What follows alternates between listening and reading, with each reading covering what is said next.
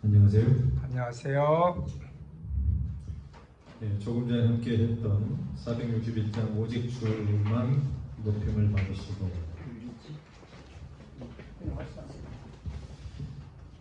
이 찬미 가사를 보면 그 앞에 주제에 보면은 오직 주만 높임을 받으시고 하고, 영어로는 Not I but Christ라고 써놨습니다. 그리고 그 바로 해가지고 빌립보서 1장 20절 21절 보는데, 저는 항상 저자와 함께 거기 있는 제목 또 성경 구절을 함께 이렇게 비교해 보기를 좋아합니다. 빌립보서 1장 20절에 보면 21절까지 나의 간절한 기대와 소망을 따라 아무 일에든지 부끄럽지 아니하고 오직 전과 같이 이제도 온전히 담대하여 살든지 죽든지 내 몸에서 그리스도가 존귀히 되게 하려 하느니, 살든지 죽든지 내 몸에서 내 삶에서 그리스도가 존귀히 되게 하려 하느니, 이는 내게 사는 것이 그리스도니 죽는 것도 유익함이니라. 이런 말씀이었습니다. 몇 절을 했죠, 목사님? 빌립보서 1장 20절 21절인데요. 20절, 22절. 요즘 에베소서, 빌립보서, 골로새서에 대한 바울의 그 서신, 특별히 감옥소에서 썼던 그걸 뭐라고 그래요? 옥중서신이라고. 그 말씀이 얼마나 우리에게 힘이 되고 또 말씀에 깊이가 있는지 보면서 감동을 받습니다.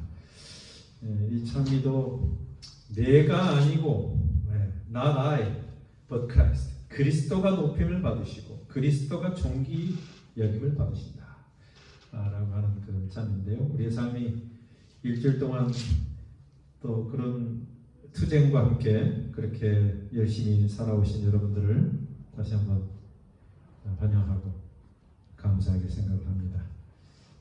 오늘 이 금요일 저녁 함께하는 이 시간에도 여러분과 함께 이 보혜사 성령에 대한 말씀을 함께 보도록 하겠습니다. 저는 이제 마지막 이 성령에 대한 말씀을 거의 마무리하면서 오늘은 성령의 기능에 대해서, 펑션이라고도 할 수 있겠죠. 성령의 그 어떤 하시는 일, 기능, 그쪽에 초점을 맞춰서 여러분과 좀 말씀을 나누려고 합니다. 예수님이 이 땅에 33년 반 제자들과 함께 3년 반 동안 이렇게 함께 있으면서 누구보다도 제자들이 누구를 의지했을 것 같아요? 예수님을 많이 의지했어요. 이분을 보고 느끼고 만지고 같이 생활하면서 이분이야말로 진짜 우리가 기다렸던 메시아고 하나님의 아들이시. 그걸 천천히 깨달아가고 있는 그 중에 그들의 모든 삶이 오직 그리스도밖에 없었어요. 오직 하나님, 그리스도, 이제 예수님을 그들이 잠시도 떠나서는 살 수 없는 그런 마음을 갖고 있었어요. 그런데 예수님은 그들의 마음을 아시고 이제 떠날 때가 가까이 왔습니다. 사람이 어디 떠난다 그러면 벌써 마음이 어떻게 해요? 부담스럽고 뭔가 어떻게 떠나야 되나 하는 안타까움이 있을 것입니다. 제자들의 마음에는 예수님이 떠난다고 하는 것은 생각지도 못하고 그분이 뭔가 이루시고 영광 가운데서 이 땅에서 왕으로서 메시아로서 할 일이 많으시다 이런 생각을 하고 있었을 텐데, 예수님이 이제 때가 가까이 왔다 그러시고 떠날 것처럼 이야기하시고 이렇게 이제 죽음에 대한 이야기도 하고 그러니까 제자들의 마음에 어떤 감정이 있었을까요? 박 집사님, 집사님 같으면 어땠을 것 같아요? 처음에는 조금 못 믿었다가 믿지 못했다가. 근데 감정이 어떻게 있어요? 감정이 너무 착잡했을 것 같아요. 정말. 두려움도 있고, 두려웠고, 걱정도 되고 근심도 되고 그러지 않았겠어요? 가시면 어떡하지 싶어. 그랬을 거예요. 사실 그래서 이 감정을 우리가 조금 삽입해 보면은 제자들의 심정이 앞으로 어땠을까라고 하는 것을 아시고 예수님이 상당히 준비를 하셨어요. 왜냐하면 내가 가면 다 지금까지 왔던 것이 산산조각 무효되면 어떻게 돼요? 4,000년 동안, 아니 오랫동안 하늘에서 계획을 가지고 이 구원의 경륜을 준비하고 오셔가지고 지금 오셨는데 그나마 몇 명 되지도 않잖아요. 12명. 그래서 한 명이 또 지금 왔다 갔다 하면서 빠져나가고 이런 상황에서 예수님도 약간 좀 뭐예요? 긴장하셨을 거예요. 내가 그러면서 이제 요한복음 16장 한번 보시고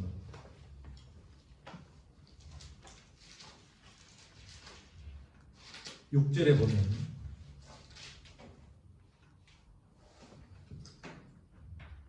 뭐라고 써놨냐면은 도리어 내가 이 말을 함으로 너희 마음에 근심이 가득하였도다. 그들의 근심 걱정이 생겼어요.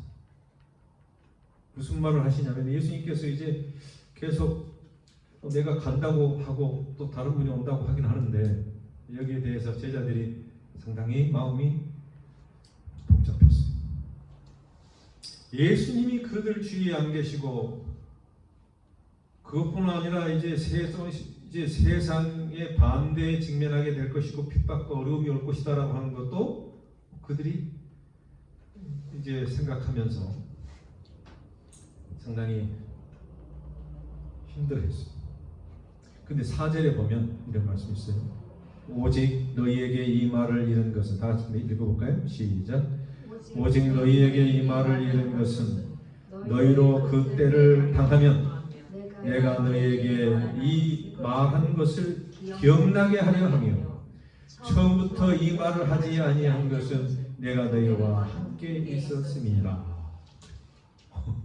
네, 이제는 내가 처음부터 이야기 안 한 것은 내가 함께 있었지만 이제 내가 함께 있지 못하기 때문에 이 말을 이제 할 수밖에 없는데 이 말을 하는 것은 이제 때가 되면 뭐가 이제 떠나고 오고 하는 뭐 어떤 그런 일이 있을 테인데 그때 내가 너희들에게 이 말을 기억하게 하기 위해서 그렇다. 이런 말씀을 하고 있습니다.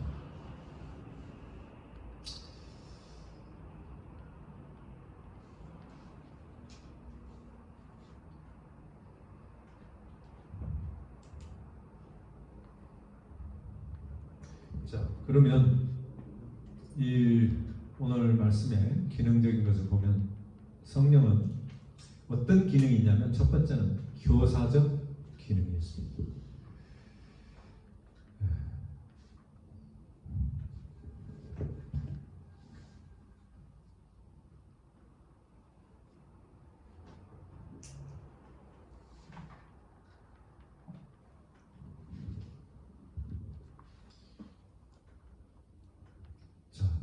성령은 잠깐만 이거 보면요 교회사의 교사적 기능이라고 하는 것은 가르치는 기능이다 이 말입니다. 교회사의 가장 중요한 기능 가운데 하나 첫 번째는 가르치는 일이다라고 예수님께서 말씀하셨습니다. 근데 이 가르치는 것이 어떤 독자적인 계시나 가르침을 주는 것이 아니라 이것은 어떤 예수님의 것을 생각나게 하고 또 깨닫게 하는 그 말씀에 대해서 깨닫게 하는 일을 할 것이다 라고 하는 것을 분명히 이야기했어요. 그 기능을 우리가 분명히 알아야 합니다. 그러면 성령은 말씀하신 것, 특히 예수님께서 제자들에게 가르치고 말씀하신 것을 생각나게 합니다. 그래서 지금 이 신약, 구약은 있었고 신약이라고 하는 것이 탄생하기 전에 이걸 쓴 것이 다 제자들이잖아요. 물론 마태는 제자였고 마가 또 뭐 12제자는 아니었지만 어쨌든 그때 같이 있었던 제자예요. 누가, 요한 뭐 여기 있습니다. 근데 그 외에도 바울이 이 서신을 쓴 이 모든 이 구약 신약 성경에 있는 것은 성령이 생각나게 해서 기록하신 거죠. 성령이 없으면 기록할 수가 없어요. 사실 자기 뜻대로 마음대로 쓰는 것이지. 그러니까 이 예수님의 하신 모든 말씀을 사복음서에 기록되어 있고, 그 후에 또 뭐 그 시대에 바울이나 뭐 다른 또 사도들이, 베드로도 썼죠. 뭐 이렇게 썼는데, 이 모든 것은 가르치는 성령의 어떤 역사, 은사 하나 가르치는 것입니다. 근데 그 가르치는 것은 말씀을, 예수님 말씀을 생각나게 하고 다시 새롭게 깨닫게 하는 그런 의미로 기록되어 있는 것을 볼 수 있습니다. 그게 교사적 기록.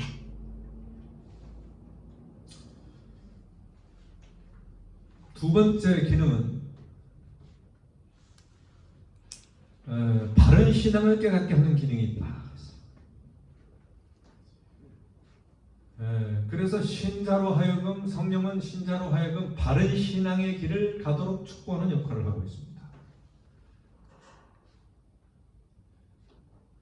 그래서 그게 결정적으로 나타난 게 사도행전 2장에 어디서 있었던 성령이 뭐가 있었어요? 오순절 성령의 강력한 역사가 있었는데, 그래서 이 성령의 강림하심을 통해서 뭘 깨달았냐면 진리를 깨닫고 복음을 전했습니다. 두 가지 사명을 함께, 그냥 복음을 전하기만 하면 안 돼요. 뭐가 있어야 되냐면 진리가 있어야 돼요. 진리가 있어야 돼. 진리만 갖고 있으면 안 되고 그걸 전파해야 되는 것입니다. 그래서 이 두 가지가 같이 함께 가는 것입니다. 성령이 하시는 일은 진리의 성령이 그런 말씀 여러 번 하셨어요. 그 말은 뭐냐면 진리를 깨닫게 하신다. 그 다음에 그것을 전하게 하신다라고 하는 것입니다. 그게 오순절에서 성령 강림에 두드러진 두 가지인 것입니다. 사도행전 2장 이런 말씀이 있어요. 다 같이 한번 읽어볼까요? 시작. 그들이 다 성령의 충만함을 받고 성령이 말하게 하심을 따라 다른 언어들로 말하기를 시작하니라. 아멘. 그래서 첫째 성령의 충만함을 받았다 그랬어요. 이만은 이 충만하다라고 하는 것은 이게 딱 가득 찼다고 하는 건데, 그들의 생각이 모든 것이 성령이 지배했다. 또 성령이 인도하시는 그 어떤 그들을 컨트롤하는 그런 모습을 보게 됩니다. 그래서 이제 예수님이 내가 성령이 오시겠다. 성령님은 바로 나를 도우는 자고 위로하는 자고 카운셀러고 너희들에게 진리를 인도하시는 그런 분이다라고 계속 가르치던 그분이 드디어 오셨다. 그랬을 때 강력한 어떤 그 흔들림이 있고 불같은 성령의 어떤 역사를 그들이 경험하고 막 어떤 그런 외형적으로든 내적으로든 엄청난 일이 일어나게 된 것을 볼 수 있습니다. 근데 여기서는 뭐냐면 성령이 말하게 하심을 따라 다른 언어들로 말하게, 성령이 뭐 하냐면 전도하게 하는, 조금 전에 이야기한 것처럼 복음을 전하는 일을 하는 것입니다. 다른 것을 하는 게 아니에요. 성령은 진리를 깨닫고 복음을 전하는 그 일을 위해서 있어요. 그러니까 그 일을 하는데 뭐 외국에서도 오고 뭐 언어가 잘 안 통하고 그러니까 어떻게 바벨론에서 옛날에 하나님께서 그것을 하나로 통일했던 그분의 역사가 다시 그냥 확 해가지고 누구든지 자기가 알아들을 수 있도록 하나님의 그 순간적인 그런 역사를 하시는 것입니다. 계속 그렇게 하는 건 아니에요. 그러나 그 때와 그 상황에 따라서 하나님께서 역사하시죠. 이게 성령은 어떨 때는 뭐 말을 못 알아듣는 그런 사람에게는 어떻게 하시냐면 마음으로 감동을 주셔가지고 하시기도 하고, 뭐 온갖 방법으로 성령은 우리의 마음에 감동하시는 것입니다. 그렇게 이해하시면 되겠습니다. 자, 성령의 기능에서 세 번째,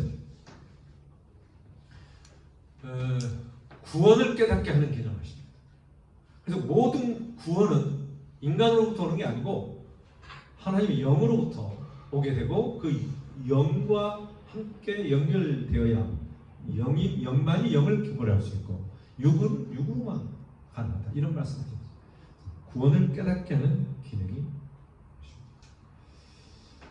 그래서 이 성령이 우리로 어두움 가운데 실족하지 않고 구원의 길을 걸어가게 하셨습니다. 그래서 빛의 역할을 하셨고, 진리라고 하는 것은 어떻게 보면 또 우리에게 그런 새로운 구원의 길을 걸어가게 하시는 것입니다. 그 다음에 성령이 오심은 제자들에게 슬픔이 변하여 뭐가 된다고? 기쁨. 그것도 큰 기쁨이 된 것입니다.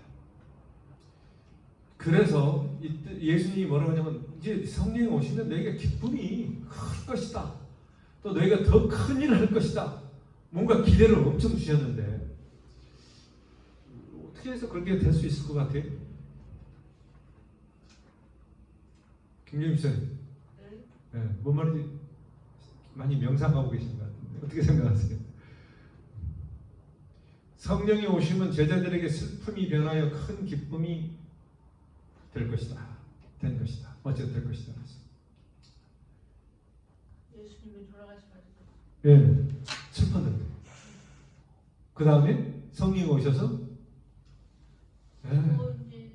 그분의 임재를, 예수님의 임재를 그들이 말씀을 통하여 생각나게 하고 성령과 하니까 기쁨이 넘치는 거예요. 그게 해석이 되고 예수님이 말씀하신 게 깨닫게 되는 거예요. 그러니 막 구약에 나와 있던 그 모든 예언이 생각이 나고 깨닫게 되고 막 이렇게 되니까 얼마나 기쁨이 있었겠어요. 진리의 성령에서. 그때 당시 진리는 뭐냐면 구약에 있는 모든 예수님에 대한 소식들이 예수님 안에서 이루어지는, 이분이 메시아요 하나님 아들이라는 것을 깨닫고 나니까 얼마나 기쁨이 있었겠냐. 그 기쁨을 이야기하는 것입니다. 그래서 말씀을 깨닫고 더 알면 알수록 뭐가 있어요? 집사님? 기쁨이 있어야 돼요. 그게 하나의 사인이에요. 네. 그 기쁨이 넘치는 것입니다. 그래서 성령이 넘치게 있는 거예요. 기쁨이 넘치는 거지. 성령 함께. 이걸 경험을 해야 되는 거죠. 지금 이 시대에도 그걸 경험할 수 있어요, 없어요?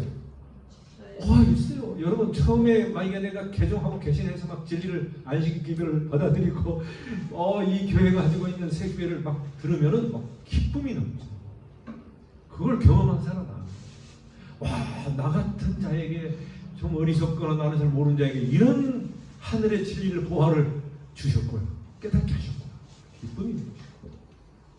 엘렌 G 화이트와 조셉 베이스 그 젊은이들이 이 재림의 기별을 우리가 받아들였을 때 그들이 얼마나 기뻤겠어요. 다니엘과 계시록에 있는 모든 예언들이 막 성취되는 걸 보고 이게 하나님이 나에게 진리를 보여주면 기쁨이 있는 것입니다. 살아있는 생동감 있는 그런 모습이죠. 그래도 이 마지막 성령 충만할 때는 그래서 항상 비슷해요. 박자가 똑같아요. 우리가 다른 데서 가르치는 건 똑같은데 이걸 성령과 연결시키고 우리 경험으로 잘 하지 못하니까 그렇지. 성경 연구, 말씀을 막 통해서 진리를 깨닫는 기도를 통해서 말씀을 또 그걸 전파하고 막 영혼들을 사랑하고 막 이렇게 하면서 일어나는 것이지 딴 게. 그 할 수 있어요. 우리 충분히 할 수 있는 것이죠. 그래서 성령이 오시면서 그들에게 큰 기쁨이 되었다. 왜냐하면 진리를 깨닫고 하나님께서 나를 택하시고 나를 부르셔서 이걸 하고 계시는 것을 그들이 확신하다 보니까 기쁨. 구원의 확신이 거기에 뭐예요? 있는 것입니다. 내가 죽어도 살겠고 예수님이 부활하셨다. 이거 얼마나 큰 뉴스예요. 그거를 그들이 깨닫게 된 거예요. 바로 이게 신앙이구나. 이게 바로 천국이구나 라고 하는 거죠. 자, 그걸 성경절 하나 보면 요한복음 15장 11절 시작. 내가 이것을 너희에게 이루면 내 기쁨이 너희 안에 있어 너희 기쁨을 충만하게 하리라. 누구의 기쁨이 누구에게 온 거예요? 예수님이 이것을 너희에게 이루면 내 기쁨이 있는데 이것이 너희 안에 있어. 너희 기쁨을 충만하게 하는. 이거 어려운 말이 아니에요.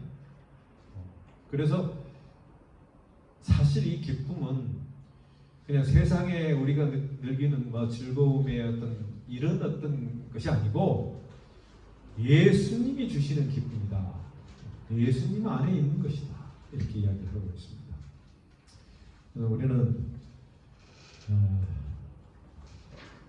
나의 기쁨, 나의 소망 되시는 예수님에 대해서 항상 기뻐하고 찬미하고 감사하면서 살아가시를 우리를 간절히 바랍니다. 그렇게 하십시다. 자, 성령의 기능 가운데 이 성경절 하나 더 보겠습니다. 16장 20절 시작. 내가 진실로 진실로 너희에게 이르노니 너희는 곡하고 애통하겠으나 세상은 기뻐하리라. 너희는 근심하게 했으나 너희 근심이 도리어 기쁨이 되리라. 이게 무슨 말인가? 지금 계속 요한복음 16장에 이렇게 나오는 말씀인데 16절부터 24절까지 쫙 있는 말씀이에요. 여러분이 그래서 16장 16절부터 보면 조금 있으면 너희가 나를 보지 못하겠고 또 조금 있으면 나를 보리라. 이게 지금 조금 있으면 보고 막 확 변한다고 하는 말씀을 하고 계세요. 그래 제자들이 뭐랬냐면 서로 말하는데 우리에게 말씀하신다. 조금 있으면 나를 보지 못하겠고 또 조금 있으면 나를 보리라 하시며 또 내가 아버지께로 간다 하시면서 무슨 말씀이뇨? 그랬어요. 제자들이 이해를 잘 못했어요. 예수님이 간다고 하는 것, 죽으신다고 하는 걸 전혀 받아들이지 못했어요. 또 18절 보니까 또 말하되 조금 있으면이라 한 말씀이 무슨 말씀이요? 무엇을 말씀하시는지 알지 못하노라. 제자들이 서로 그렇게 얼굴을 보면서 대면하면서 이것을 해석을 하지 못한 것입니다. 그랬을 때에 19절에 보면은 예수께서 그 묻고자 함을 아시고 하셨어요. 예수님이 항상 해답과도 다 답을 주세요. 여기 답이 되어 있어요. 예수께서 그 묻고자 함을 아시고 하사되 내 말이 조금 있으면 나를 보지 못하겠고 또 조금 있으면 나를 보리라 함으로 서로 문의 하느냐? 그 다음에 주신 말씀이 여기 20절이에요. 내가 진실로 진실로 너희는 곡하고 예곡하리 세상이 기뻐하리라. 너희는 누구예요? 제자들이 곡하고 그 말은 뭐예요? 예수님이 죽으신 걸 보고 애도하면서 뭐 하는 건가죠? 애통하리 슬퍼서 울을 것이 애통했어. 근데 세상이 기뻐하리라 그랬어요. 이 세상이 누구예요? 예수님 죽인 사람들. 여러분 요한복음 3장 16절 보면 외워보세요. 하나님이 세상을 이처럼 사랑하사 독생자를 주셨으니 이는 저를 믿는 자마다 멸망치 않고 영생을 얻게 하려 하심이라. 하나님이 사랑이신데 누구를 사랑해요? 세상을 사랑해요. 모든 인류를 사랑하세요. 그들이 잘난 자나 못난 자나 의인이나 악한 자나 모두 다 사랑하시는 하나님의 모습을 여기서 보게 되는 것입니다. 이 세상에는 이 복음이 기쁨의 복음이라고 하는 걸 이야기하고 있어요. 세상은 뭐한다? 기뻐. 슬퍼. 세상 기뻐. 세상은 이 예수님의 십자가의 사건이 잠깐 그들에게 있는 이게 뭐예요? 슬픔과 애곡하면서 이제 죽음을 이렇게 내가 애곡하지만 그 십자가의 사건을 통하여 세상을 구원하시는 메시아의 그 사역이 완성되는 것을 이야기하고 있는 것입니다. 그래서 기뻐하는 것입니다. 이 땅에 예수님이 태어났을 때도 기쁨이 있었어요. 기뻐하라. 그래서 목자들이나 모두가 다 하늘에서 천천만군에 뭐라고요? 예수님이 이 땅에 하늘에서 오셨다. 기쁘다 구주 오셨네라고 하는 그것이 있었는데 그 목적이 바로 지금 이루어지는 이때 기쁨이 충만하게 된 것입니다. 이 지구의 모든 생명체에 희망이 있는 희망이 솟아나는 그런 사건이 될 것입니다. 그래서 지금 이렇게 자세하게 쓰고 있습니다. 너희는 근심하겠으나 너희 근심이 도리어 기쁨이 되리라. 너희가 잠깐 슬퍼하지만 기쁨이 되리라. 모든 세상 이 예수님의 죽으심과 부활하심과 승천하심 놀라운 사건을 이야기하고 있고, 더 나아가서 이 재림의 사건까지도 우리에게 연결해서 하신 말씀입니다. 그래서 24절에 보면 지금까지는 너희가 내 이름으로 아무렇게도, 여기 뭐가 있죠? 24절 다 같이 읽겠습니다. 시작. 지금까지는 너희가 내 이름으로 아무것도 구하지 아니하였으나 구하라. 그리하면 받으리니 너희 기쁨이 충만하리라. 여러분, 이게 무슨 말씀이에요? 자세히 보면, 지금 그거 쭉 읽어보면 이 기쁨에 대한 이야기가 나오는데, 뭐 해산한 여자가 해산하게 되나 근심하나, 세상에 사람 난 기쁨을 인하여 그 고통을 다시 기억하지 못. 이 기쁨에 대한 이야기가 나옵니다. 그 다음에 22절에 지금은 너희가 근심하나 내가 다시 너희를 보내니 너희 마음이 기쁠 것이요 너희 기쁨을 빼앗을 자가 없다. 22절에 그랬는데, 그런 다음에 23절 24절에도 이렇게 말하면, 지금까지는 너희가 내 이름으로 아무것도 구하지 아니하였으나 구하라. 그리하면 받으리니 너희 기쁨, 받는 기쁨이 있으리라. 그 말입니다. 받는 것도 뭐예요? 구하면 너희가 이제는 넘치게, 기쁨이 넘치게 받겠다. 이런 말씀 하고 있는 것입니다. 이야, 근데 지금까지는 내가 안 그랬지만 이제는 내 이름으로 뭐든지 아무것도 구하지 아니하였으나 이제는 모든 것을 구하라. 기가 막힌 말씀 아니에요? 그럼 너희 기쁨이 충만하리라. 여러분, 이 말씀은 기도에 대한 말씀이거든요. 구하라는 것은. 제자들은 이제 기도를 통해서 예수님의 이름으로 뭔가를 하면 다 이루겠다고 하는 약속을 해주셨거든요. 그래서 이 제자들이 이제는 뭐냐면, 베드로, 내가 예수 그리스도의 이름으로 나사렛 이름으로 걸으라. 걸으기도 하고, 이제 예수님의 어떤 그 능력이 성령의 역사로 제자들에게 온 것입니다. 그걸 경험하도록 하십니다. 구하라, 기도하라.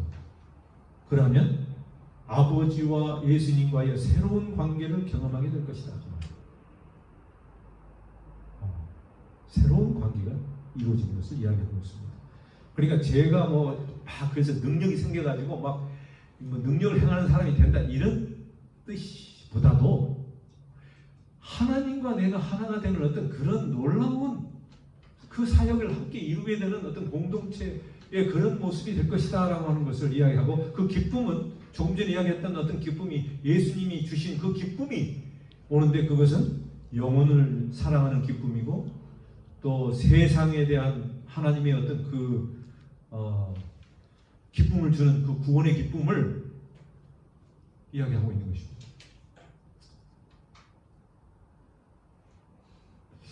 사람이 예수님을 받아들이고 구원을 받으면 기쁠까요? 아멘. 성경에서 그게 제일 기쁘다고 그랬어요. 그래서 어린 양을 찾고 그러고 난 다음에, 아니면 무슨 동전을 찾은 다음에 탕자를 둔게 기쁨이 넘친다, 이 말을 했거든요. 기쁨이. 모두가 다 기쁜다, 그 말을 하셨는데, 그 비유 가운데서도 구원의 기쁨을 이야기하시는 것입니다. 구원의 기쁨. 그리고 이 구원의 기쁨에 대한 하나님의 그 사역과 그 하신 일에 대해서 우리가 깨달으면 그 기쁨이 충만합니다. 아멘.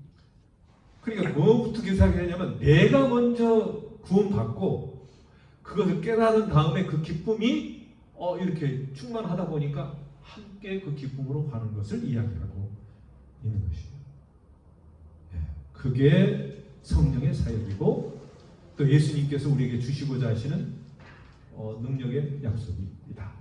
저는 그렇게 이해하고 있습니다. 17장 13절, 예수님이 기도하실 때도 뭐라고 하셨냐면 이렇게 했습니다. 13절 시작. 지금 내가 아버지께로 가오니 내가 세상에서 이 말을 하고 있으라. 그들로 내 기쁨을 그들 안에 충만히 가지게 하려 함이니이다. 예수님 그렇게 기도하셨어요. 마지막 그의 중보 기도입니다. 이 중보기도는 사실 이 땅에서 있는 모든 인류를 위한 대제사장으로서의 하늘 성소에서 하는 기도의 본보기. 지금도 이런 기도를 하고 있다고 봐야 돼요. 그래서 이제 예수님이 마지막 십자가에 가시기 전에 미리 하신 것이 성령 안에서 이것이 우리에게 전달됩니다. 내가 아버지께로 간다. 그러면 승천하셔서 재림하시기 전까지 이제 가는 것인데, 그러면 이 세상에서 이 말을 하옵는 것은 그들로 내 기쁨을 그들 안에 충만히 가지게 하려 합니다. 그래서 제자들에게는 제가 믿기로는 그들에게 항상 기쁨이 있었을 것 같아요. 그랬을 것 같죠.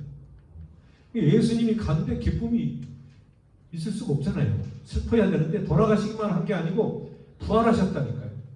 그리고 여기서는 다시 재림하신다고 하는 약속이 그 두 가지가 있기 때문에 그들에게는 기쁨이 넘쳤어요.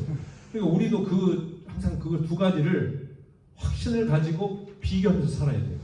부활에 대한 소망, 재림에 대한 소망을 가지고 기뻐해야 되는 것입니다. 그리고 내가 구원받아서 그 일을, 사역을 지금 성령 안에서 하나님과 예수님의 사역을 함께 하고 있다.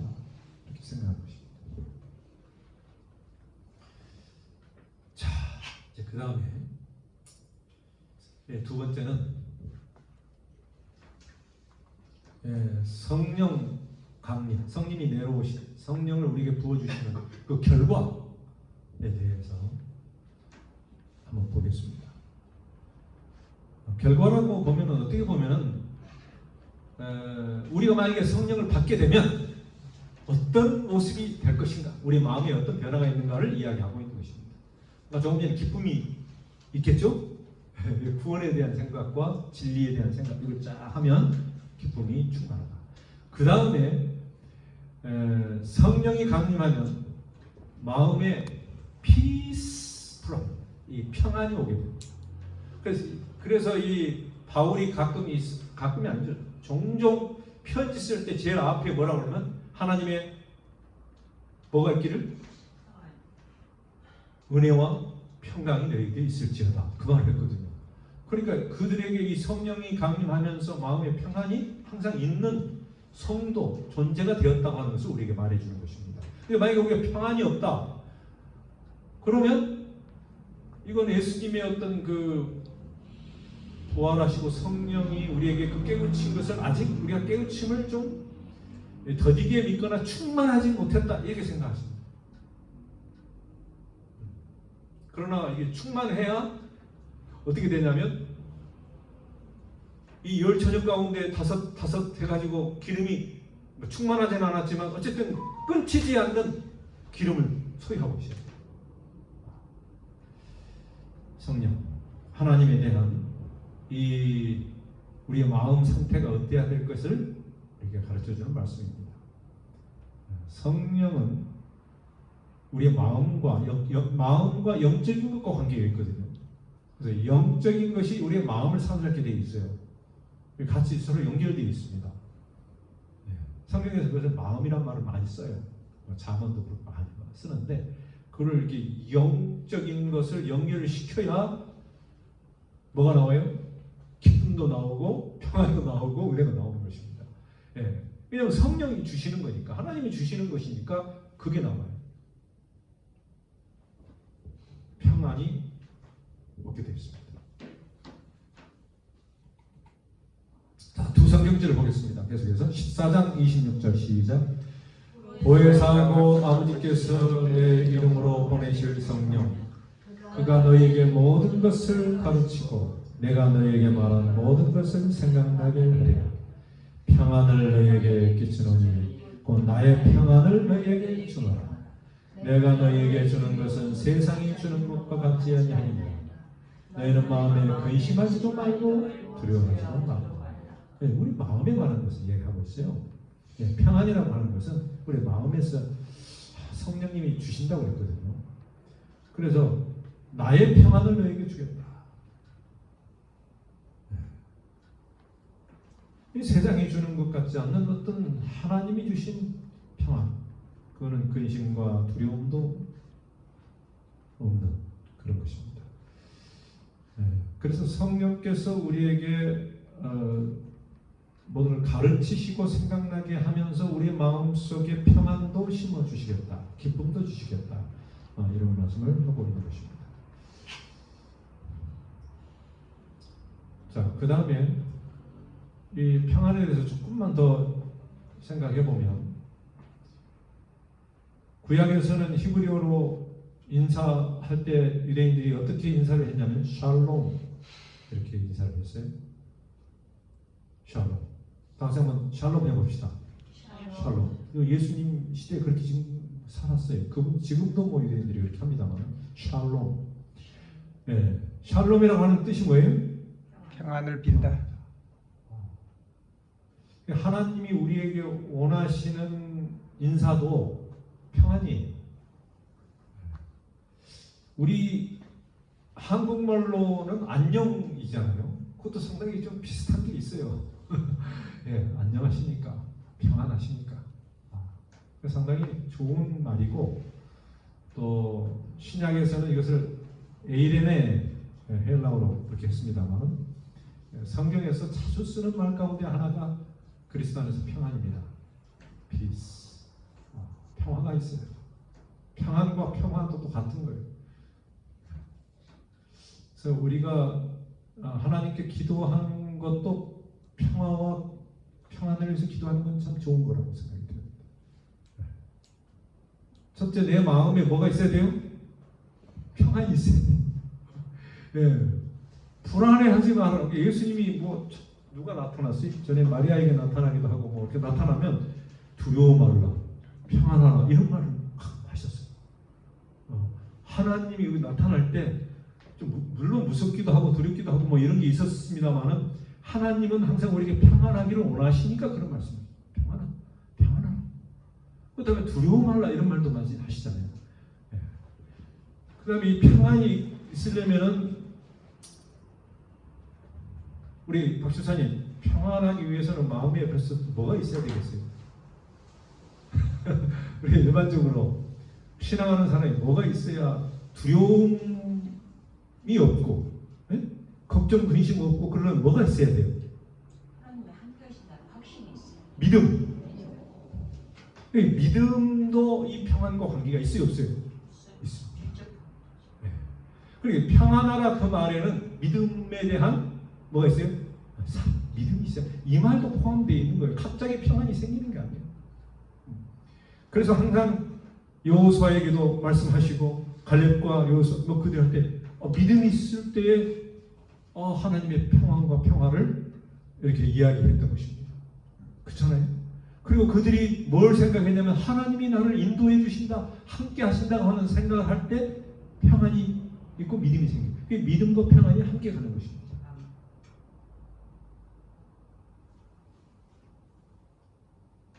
그런데 우리가 가끔 불안해하고 막 그렇게 평안이 없고 그럴 때는 뭐가 부족한 거예요? 우리의 휘발유가 좀 부족하든 뭐가 믿음이 부족한 것입니다. 어떤 사람은 상당히 걱정이 많아요. 어떤 사람도 가끔 제가 와이프도 걱정이 많아요. 뭐 이 세상이 시끄럽고 막 걱정이 많아요. 물론 저도 걱정이 좀 있어요. 이민 가야 되는 이럴 때도 있고. 근데 여러분, 그러나 잠깐 딱 생각을 해보면 우리가 마음의 평안을 좀 얻어야 돼. 그건 그거고, 물론 기도를 해야 되지. 기도하고 하나님이 참 믿습니다. 하나님 공유와 사랑의 하나님께서 이 평화를 주십시오.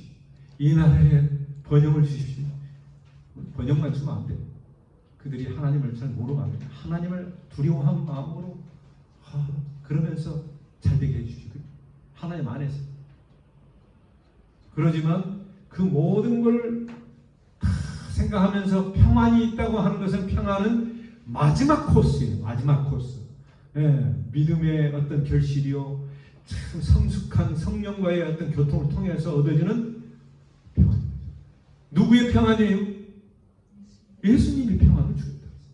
성령님을 통해 실제적인 것입니다. 그래서 참 그렇게 살아야 되겠어요.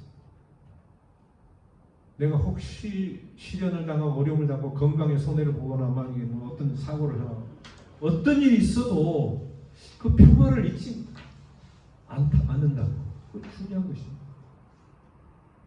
내일 또 말씀을 좀 드릴 때 평화는 아니지만 또 평화와 같은 이 기쁨, 기도, 감사 이 다 한 세트 그게 어울려지는 것입니다. 자, 여기까지 하고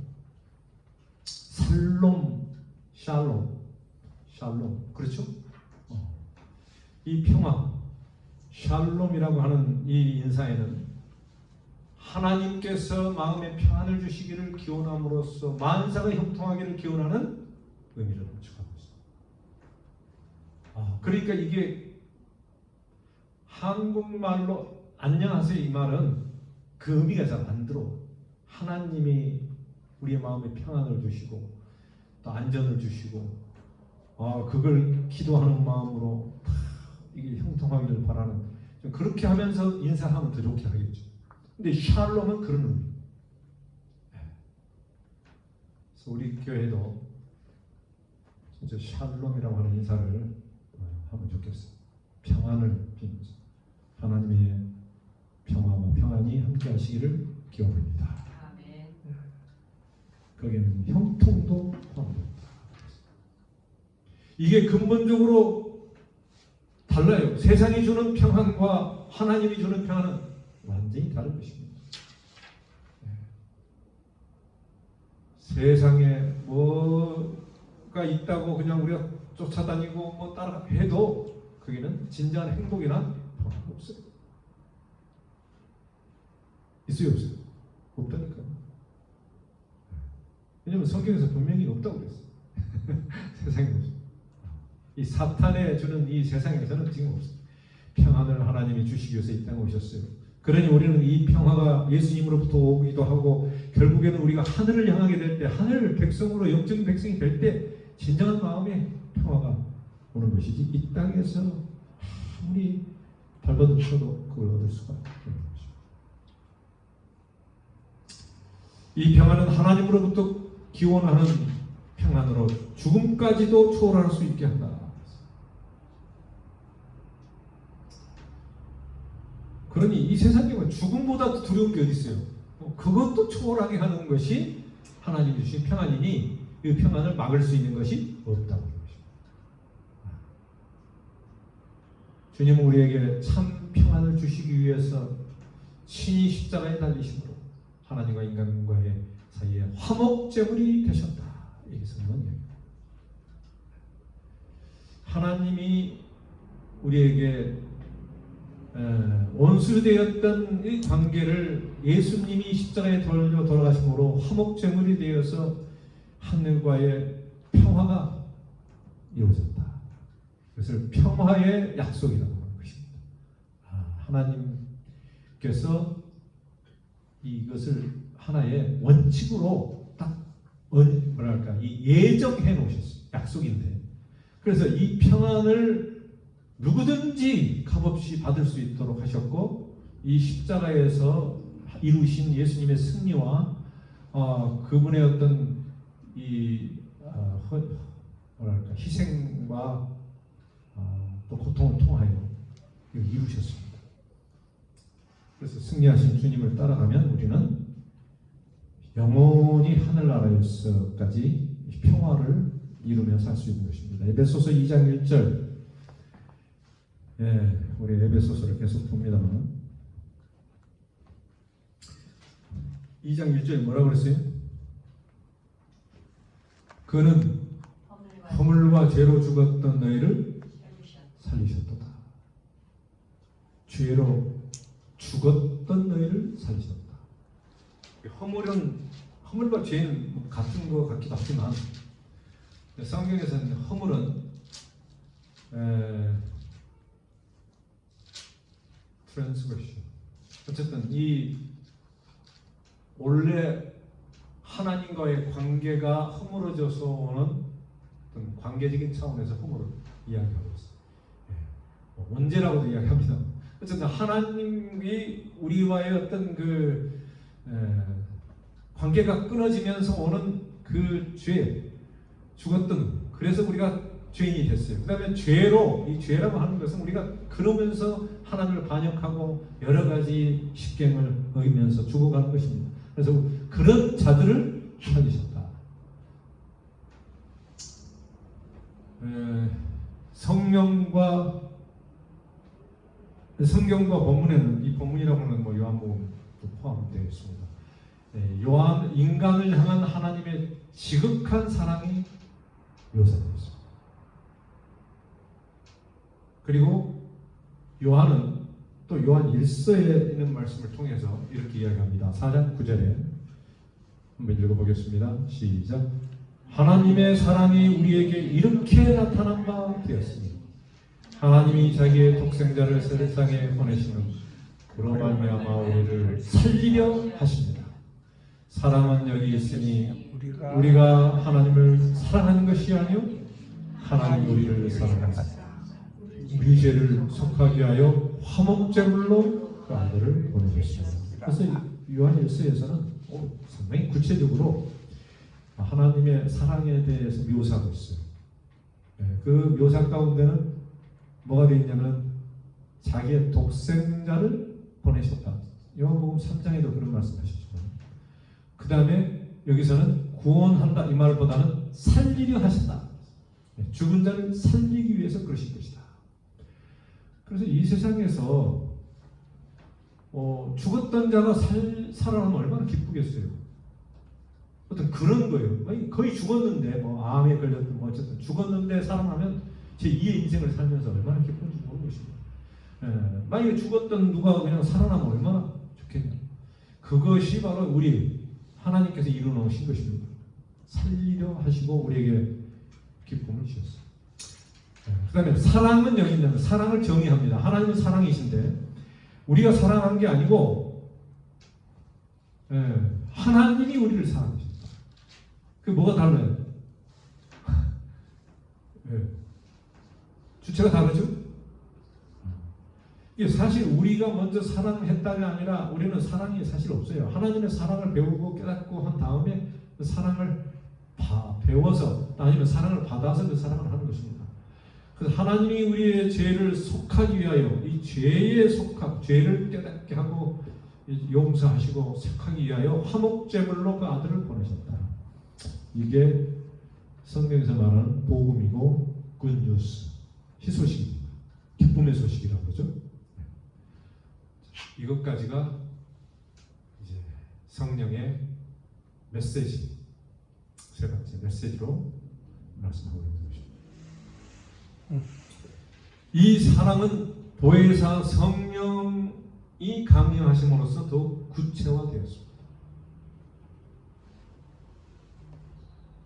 성령께서는 인류의 구원을 위해서 일하시고 세상 끝날까지 믿는 자들을 보호하시고 인도하실 것입니다.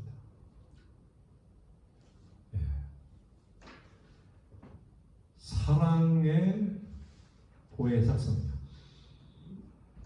그래서 성령은 우리에게 마음에서 역사하는데 그 역사하는 것이 사랑이 감동해서 일어나도록 하는 것입니다. 그래서 모든 게 이 성령이 예수님의 그 사랑을, 십자가의 사랑을 막 이렇게 깨우치게 하고 그 사랑을 받고 그 사랑의 능력과 또 그 사랑에 의해서 일하도록 하신 것입니다.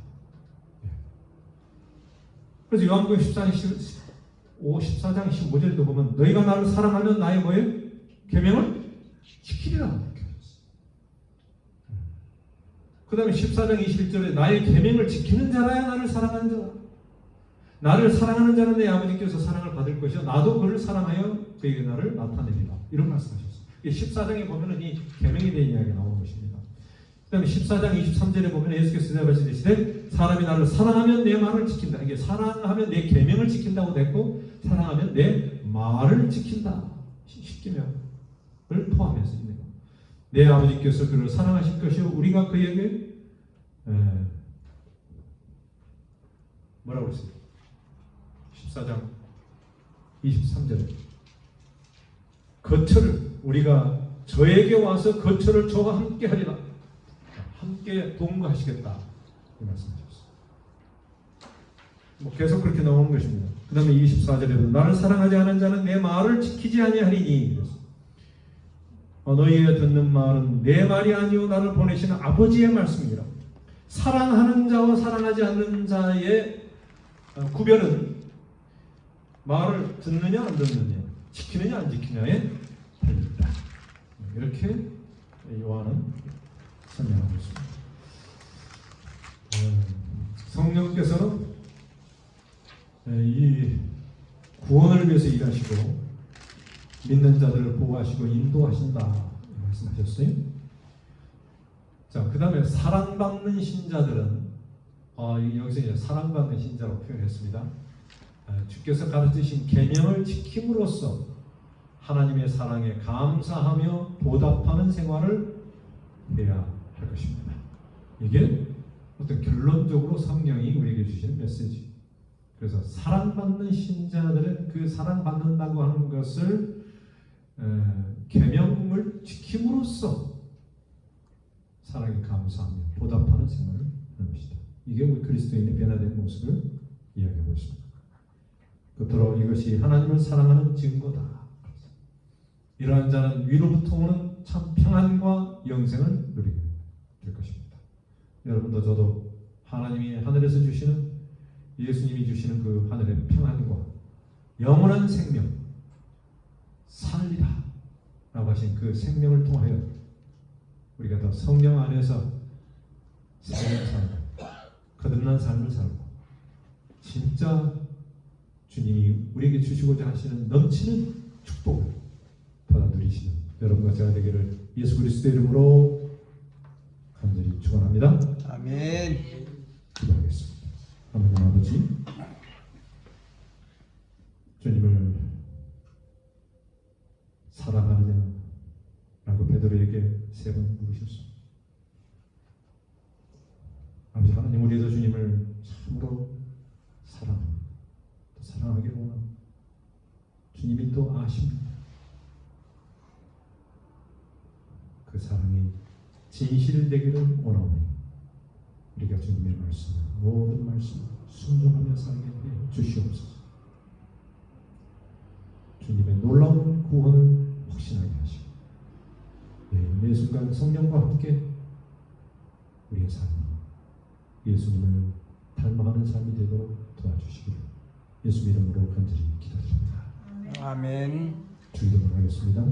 하늘에 하늘에 계신 우리 우리 아버지시여, 아버지시여, 이름이 거룩함을 받으시오며 나라 임하옵시며 뜻이 하늘에서 이루어진 것 같이 땅에서도 이루어지이다. 오늘날 우리에게 일용할 양식을 주옵시고 우리가 우리에게 죄진 자를 사하여 준 것 같이 우리의 죄를 사하여 주옵시고 우리를 시험에 들게 하지 마옵시며 다만 악에서 구하옵소서. 나라와 권세와 영광이 아버지께 영원히 있사옵나이다. 아멘.